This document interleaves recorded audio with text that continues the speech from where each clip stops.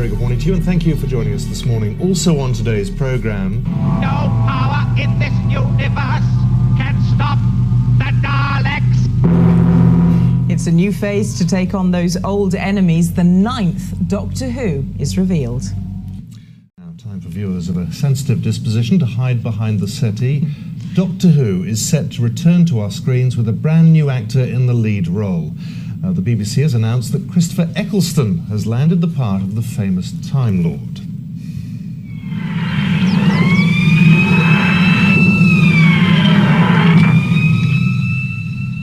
He's a time-travelling television icon. Invaders to be located and destroyed. Doctor Who's adventures were first broadcast in 1963, and they soon had children watching telly from behind sofas.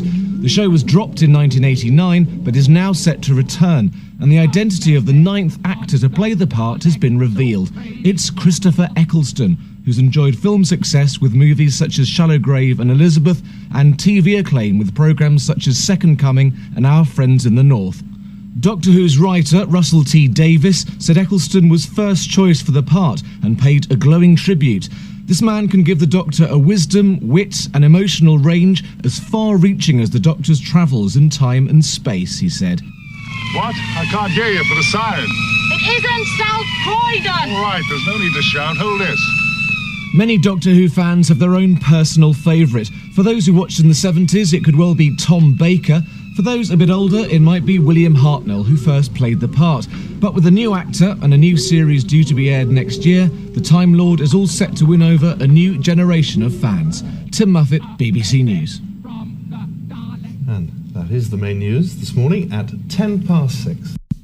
The identity of the next Doctor Who has been revealed. Christopher Eccleston, who starred in Flesh and Blood and Our Friends in the North, will become the BBC's 9th Doctor Who when the series returns next year. Well, that's it. There are news bulletins every hour on BBC News 24. I'll be back with more from the newsroom at 5 to 6 here on BBC One. Bye for now. Now, we all know Doctor Who hails from the other side of the universe, but the newest Doctor Who is from a little closer to home, Salford to be precise. Christopher Eccleston, previously known for grittier roles, has been picked to follow in some very distinguished footsteps. Jane Barrett reports. Christopher Eccleston, known for his role as Jesus Christ in The Second Coming, about to star in the 9th coming of Doctor Who.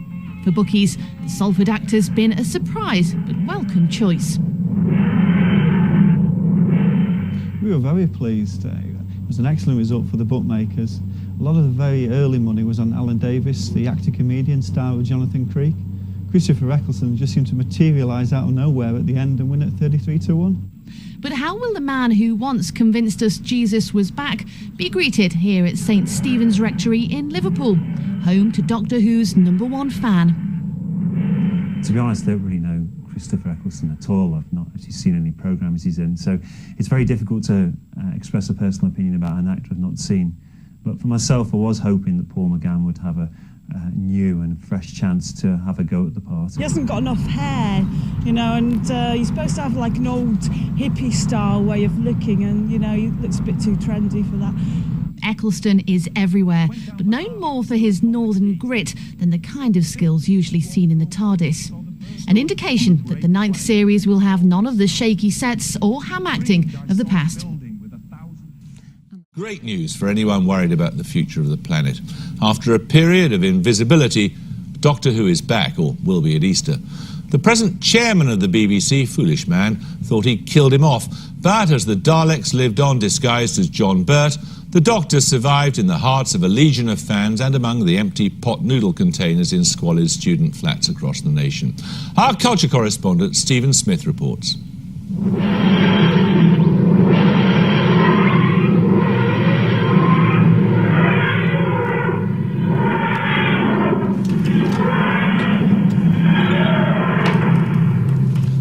Shocking traffic on the M25.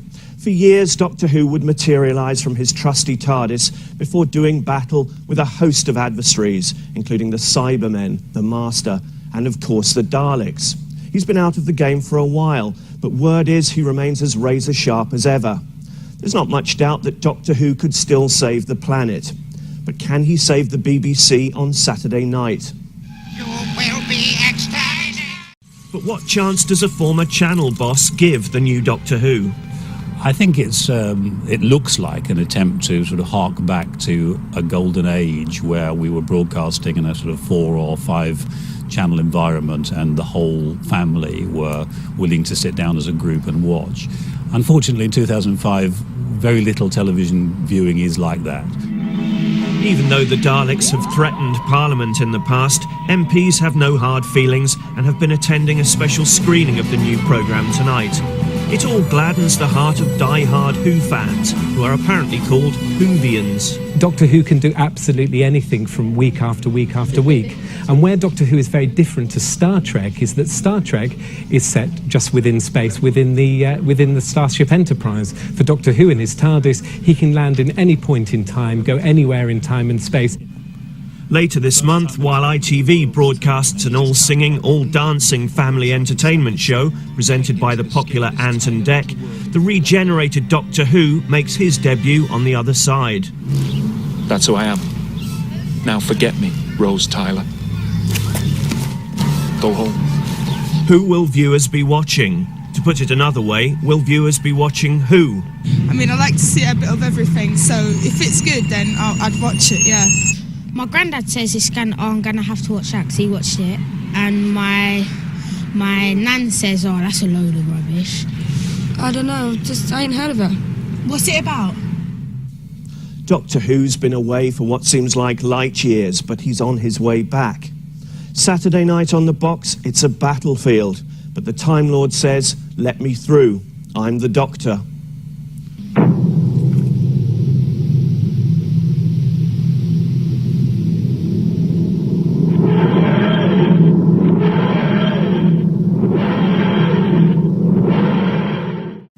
If you're one of the millions of Doctor Who fans who've been waiting for his return to the small screen, you've not long to wait. He's back at the end of the month, but the BBC has already had to launch an investigation after an episode turned up on the internet. David Sillito reports. I'm the Doctor, by the way. What's your name? Rose. Nice to meet you, Rose. Run for your life! After 15 years away from the screens, Doctor Who is back. And the effects are better, and the character's been updated. But it has upset some die-hard fans who've managed to see the first episode after it was illegally posted on the web. There's been a couple of early reviews, and they've attacked us. And it's painful. You accept it, you take it on the chin. But when you've worked as hard as we have, with so much love, you hope you'll get some of it back. Doctor Who excites fierce passions. Generations of children have been excited and terrified by the programme. For some, it's been a lifelong love, and they were dismayed when the BBC dropped the series in the 1980s. It all stems from childhood, really. I can remember, like most kids of my generation, hiding behind the settee, particularly when these guys came on the screen, and also the Cybermen. It's something that you never forget. And as any fan would know, this is the door to the TARDIS. Indeed, here in Wales, they're organising a special advanced screening so that people can see what the new Doctor Who is really like. Because while this may have been terrifying 30 years ago, it's thought today's children are a bit more sophisticated, so a difficult balancing act, creating a new, modern Doctor Who for today's children, but still appealing to those who were first terrified more than 30 years ago. Do you want to come with me? Because if you do, then I should warn you.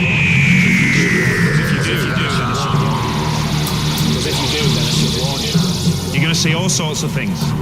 Ghosts from the past, aliens from the future, the day the Earth died in a ball of flame. It won't be quiet, it won't be safe, and it won't be calm. But I tell you what it will be. I'll tell you what it will be. A trip of a lifetime.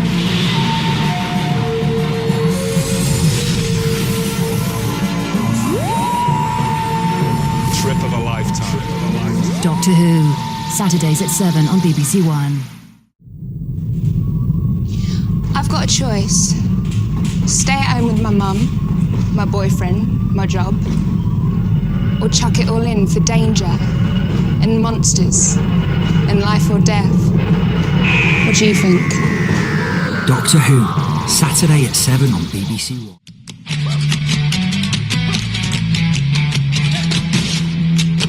On our BBC One hurtles through space and time, come with us for the trip of a lifetime. Aliens, you have been warned. Christopher Eccleston is the new Doctor Who.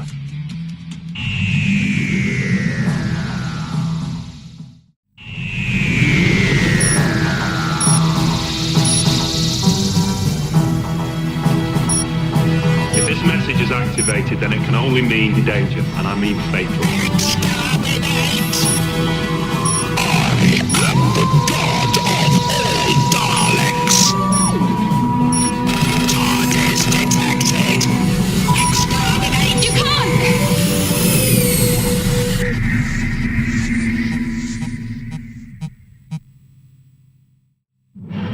Before I go, I just want to tell you you were fantastic. And you know what? So was I.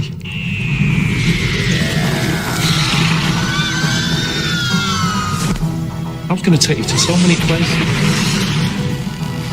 Wrong. It means I'm going to change.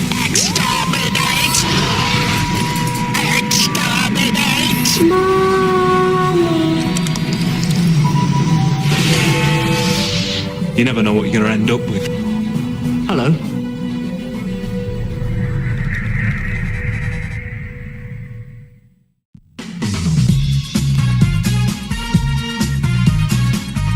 So, intergalactic drama from BBC Wales. You are the weak link.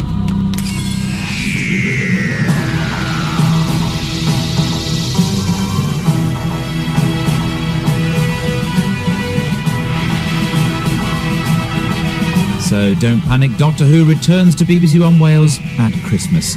Relive Christopher Eccleston's highs and lows in the series over on BBC Three now in Doctor Who Confidential. And the radio revival of classic police drama Dixon of Dock Green, starring new Time Lord David Tennant, continues on BBC Radio 4, Wednesday morning, 11:30.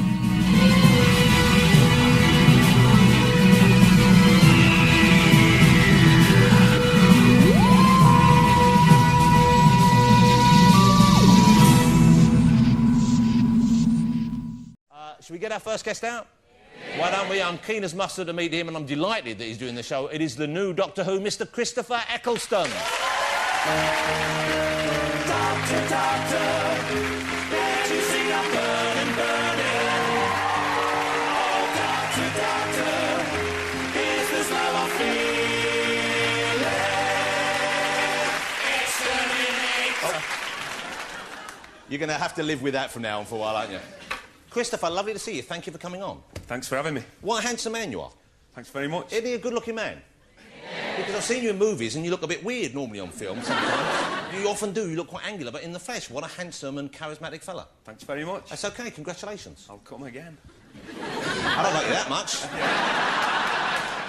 Now, I was so excited when I heard they were bringing back Doctor Who because I have very fond memories of it as a kid. So how did you come to get the part? I mean, was this something you actively wanted, or did they come to you first? It was written by Russell T Davies, who I did a thing called Second Coming with. Which was brilliant. I hope you saw that. It was essentially you playing the saviour returning to Earth. Yeah, second incarnation of Christ on this earth.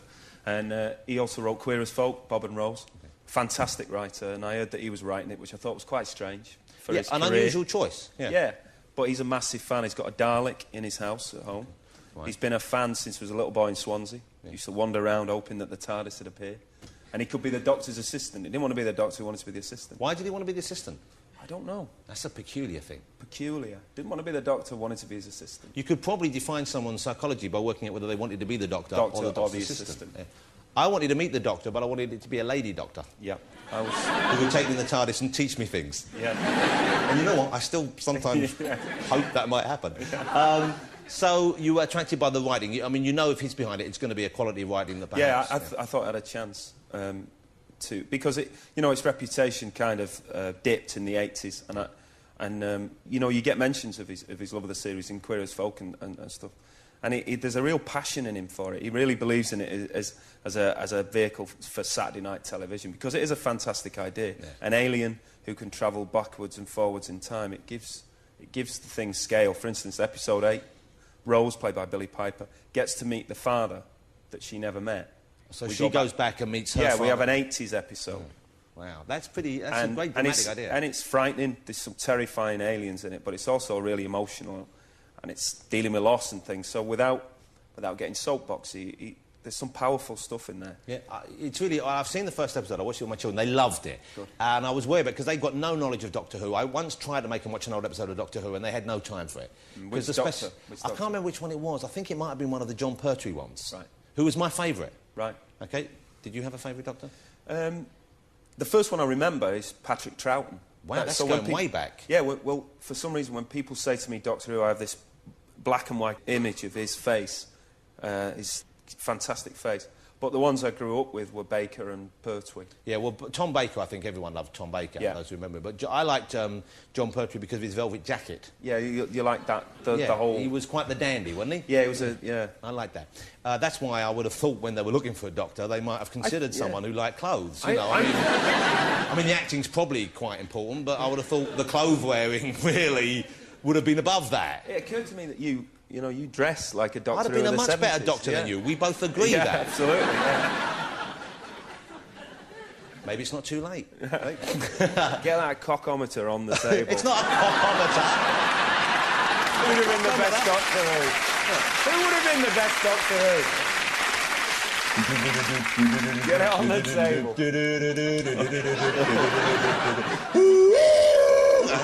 I'll do my own music and everything.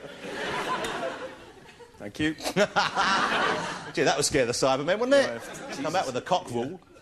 Yeah. Where do you come on that, do you reckon? I come about registered trademark. Go back here, come on. I don't want to drag Doctor Who down into my mire. There'll be children watching it. Can we have a look at a clip? Let's have a look at a clip of the new Doctor Who. This starts Saturday night on BBC One. And as I said, I watch with my kids, and my little boy's 11, my daughter's 8, and she's quite easily scared by stuff. And she found it scary, but not too scary that she wouldn't want to watch it again. Interesting. So it's kind of perfectly pitched, I think, which is a difficult thing to get right. Yeah, I mean, we'll have to see with later episodes, because it gets scary. It gets scary. scary. That's for parents and children to decide. But he's super confident and just inquisitive and always going forward, always going into it, wants to talk to, wants to engage with the aliens. Yeah, yeah. And I think that takes the fear factor out of it a bit for kids. If I'm being chased down a corridor and just before I slam a door, I give them a flash and a grin, I think that invites kids into it. Yeah, but that's not invites them in a Michael Jackson kind of way. No, absolutely. Although, do you really think you should be showing a strange doctor turns up, he takes a young woman away in a phone box? Into a box, and I must be, what, 25 years older than her? Although Billy Piper's got a history of that kind of relationship. Well, you're 900 years older than I do in character. Yeah. Let's not get into this because we have a montage of the series. I've seen the first episode. It's great. It's Saturday night. I urge you to watch it with your kids if you've got them. If not, steal someone else's because you want that reaction. But this is a kind of montage which shows some of the other creatures in the later episodes, and it looks like it just gets better and better. Yeah, we do get stronger as we go, I think. Fantastic creatures from the look of them. This is the new Doctor Who. I'm the Doctor, by the way. What's your name? Rose. Nice to meet you, Rose. Run for your life.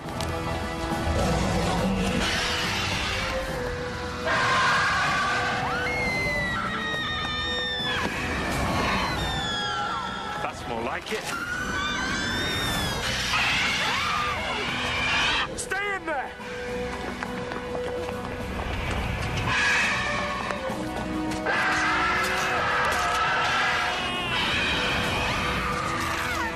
They're not dead. It's all right. There's no heartbeat, no life signs of any kind. They just don't die. Time Lord. What? In his travelling machine. Or with his little human girl from long ago. I don't know what you're talking about. Time travel.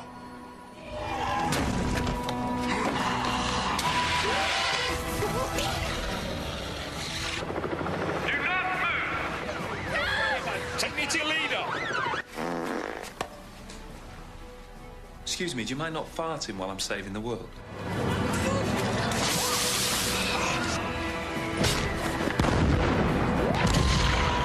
This is what I travel for, Rose, to see history happening right in front of us.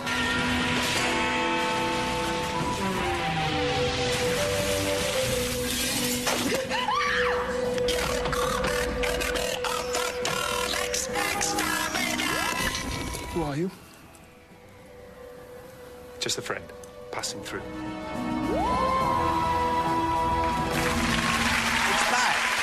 back. That's tomorrow night, 7 o'clock, BBC One, don't miss it. That's fantastic.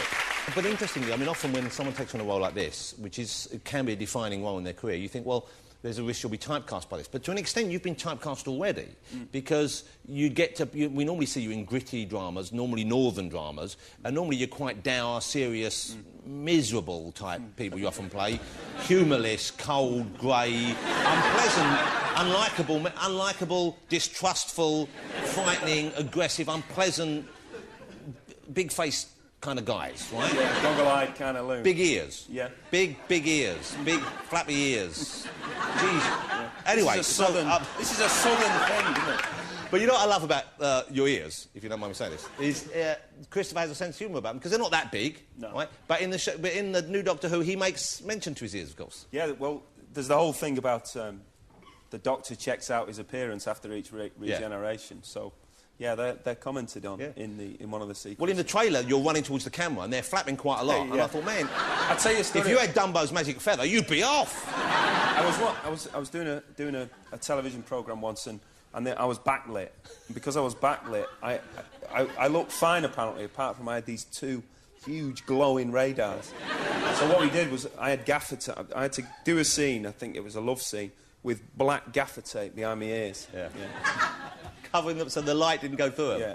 I hope you remember to take it. The northern accent is another departure for Doctor Who, because previously he's always been southern, at times almost quite effete, but he's been very much a southern creation. And now we have the first Doctor who represents, you know, a different region of the United Kingdom. Yeah.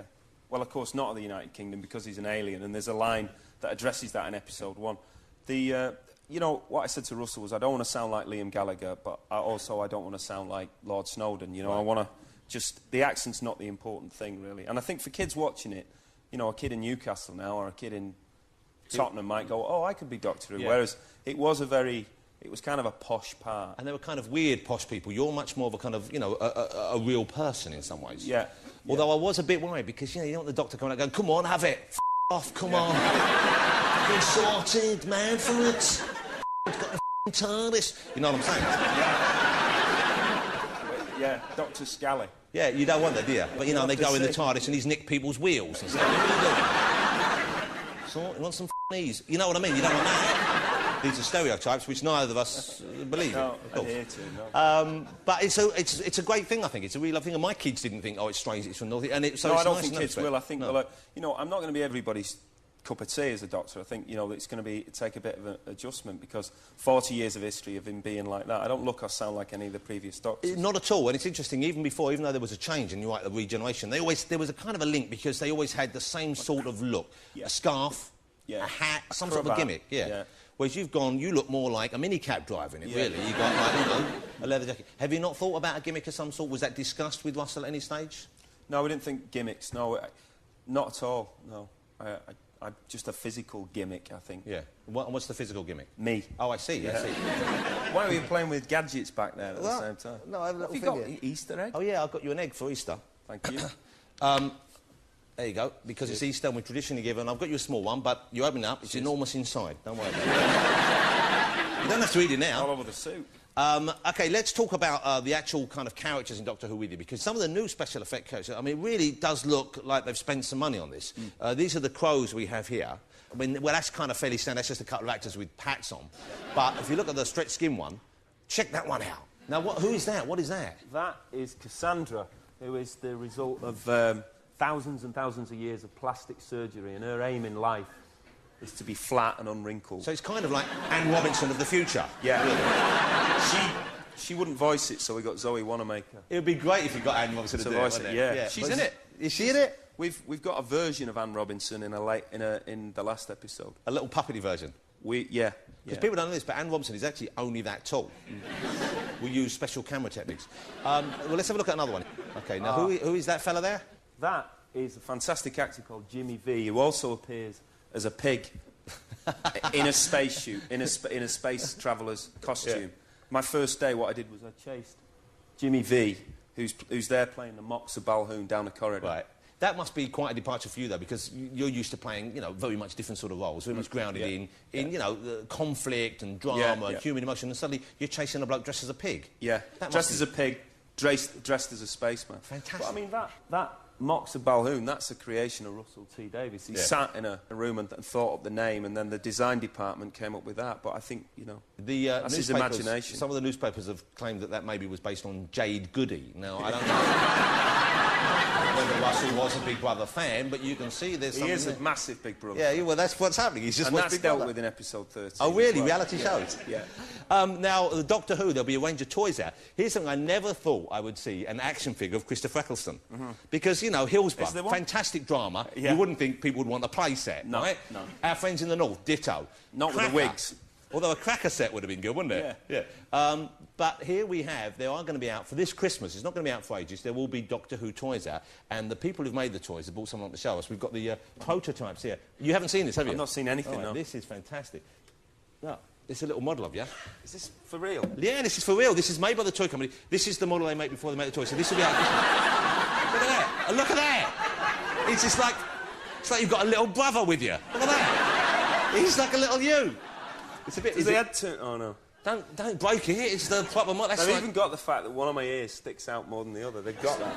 They haven't, they? One sticks out. But he's got the same sort of piercing... When you want to do the piercing stare, he's got the piercing stare. Yeah. Look at that. Very deep set, very simian. That's it. And they've got a whole range coming up. They've got... Because you use the screwdriver in the... Look, and that's Doctor Who's... And apparently... Oh, that's the Sonic. Well, the guy who made it said, for the toy company, he said that this is actually better than the one you use in the show. He said the one they made for kids. We had a bit of trouble with the Sonic, yeah. Look at that. But I can't understand, if that's a screwdriver, it's not Phillips, it's not a flat-end one, how does it work? It works in mysterious ways. You see, that design is the same design as the TARDIS. It is of the TARDIS, so it's alien technology. It's alien technology. Although I still Part find organic, that. It's a good thing, though, isn't it? Yeah, this is the one I'd like. I've only just got my head round Phillips screwdrivers, and isn't that annoying? When you need a Phillips, you've always only got the flat-end one. And then when you need a flat-end, you can't find a Phillips. And then you've got this, nothing. All right, now here's the challenge for you, Christopher. OK. Doctor Who comes up against the Mox of Beeblebop and Mox of Balhoun. That one, and all those blokes, and the Batman and Robinson, and all those villains, all right? The Crows, the Autons, the Daleks, all right? And he is not scared. You know why? Because we all know they don't really pose a challenge to Doctor Who, do they? The Daleks do. Not really. No, the Daleks do. Not really. You'll see. Well, do they beat him? You'll see. Well, we know the answer. I won't tell any of the kids. Do you, though? Do you know the answer? Have you seen don't scare me now. Now you're getting scary. Have you seen 13 episodes? You're like a bloody gypsy fortune teller now. All right. It's the egg, mate. Look into the egg. Look deeply into the egg. OK, I'm going to show you who you should be scared of. Right, OK. This is who Doctor Who should be scared of. Ant and Dec, because they're on ITV at the same time, and that's what you're really up against. Look, and when you strip them off, that's terrifying, isn't it? Could you ever believe that 7 o'clock on a Saturday night there'd be a Mank on one side and a Geordie on the other? I know. When I was growing up, everybody sounded like Tom Baker and not... Proper English. Proper English. But it's a good step forward, isn't it? I think it is. It's the real world. Christopher, lovely to meet you. Thank you for coming on, for being such a good sport. But also, congratulations on Doctor Who, because, I mean, it is a really brave move of you to do it, and I think you really pull it off with style. There's one moment in particular in the first episode, which, once again, it's Saturday night, BBC on 7 o'clock, where the Doctor gets to make a speech about the world spinning. And it's not only is it a great moment for Doctor Who fans, but also it really shows that having a proper actor, and I'm not dissing the other guys, but a kind of actor with real grit to him in that role really sells it. It's a fantastic moment. Great piece of writing, that's what that is. Nah, sod the writing. Stop giving him credit. He's got awards all over the place. He's all right. Start being a bit more selfish. OK, mate. All right? Take a leaf out of my book. When I won a BAFTA, I didn't thank any of the little people. No, I was there. I heard Why bother? You know what I mean? It's your award. Ladies and gentlemen, the new Doctor Who and so much more, Mr. Christopher Eccleston. Thank you so much. I'll see you after. Okay, thank you.